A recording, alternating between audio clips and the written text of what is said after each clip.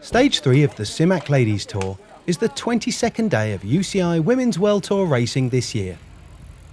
For what was expected to be a fast, full-on day, and the peloton was packed into the small town of Strumproy, riders warming up on their trainers before signing on and heading to the start.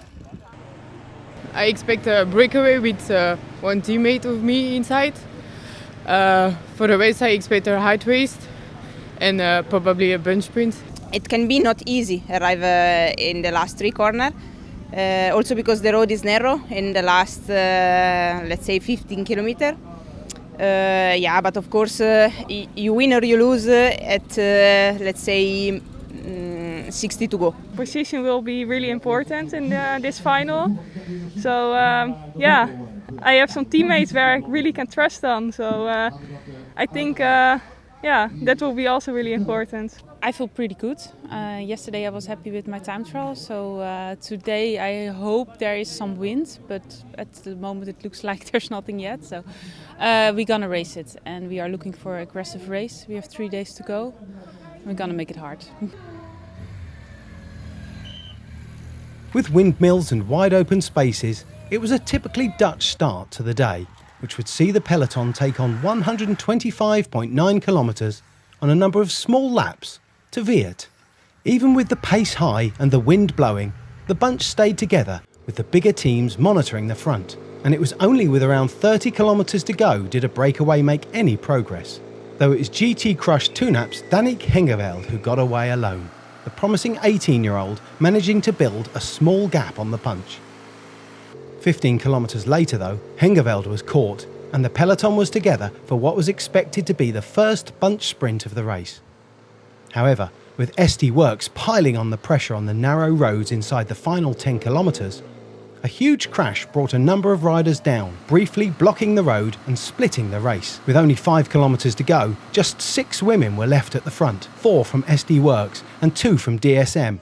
Into the last corner, and Lonneke Uneken is at the front, the young Dutch rider opening her sprint with DSM's Anderson and Georgie on her wheel. It's Uneken, the third rider this week to take her first UCI Women's World Tour victory. Yeah, I have to say these are not the best circumstances to win your first World Tour race.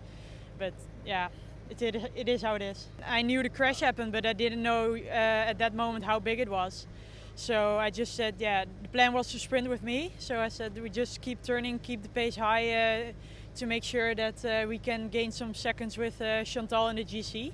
Of course, I'm happy that I could finish it off. I knew the pressure was on me for that. But yeah, it's a strange day. I just hope that Christine and Elena, my teammates, but also the other girls who crashed, that they are all okay. And I think that's most important. When something happens like that, then you have to kind of quickly make the switch. And yes, there were me and Susanna and then 4 of SD, and they were riding, so we just sat back, and then we knew we were going to go for Susanna for the sprint as our backup plan. Unfortunately we made a couple mistakes in the final and couldn't pull it off. But I think we're looking forward to the next couple of days. Behind Uneken, Anderson and Georgie took second and third for Team DSM. Chantal van den Broek-Black led the WorldTour trio home, with Peters and Vollering behind. Marta Bastianelli was the first of the chasers to cross the line in 7th place. Though she finished 29 seconds down in 19th place, Marlon Reusser retained her overall race lead. Behind her, the general classification has tightened up though, with Chantal van den Broek-Black now second, only 10 seconds back, and Ellen van Dijk slipping to third, though still only 12 seconds behind. Lisa Klein and Demi Vollering round out the top 5, with 2 stages to go.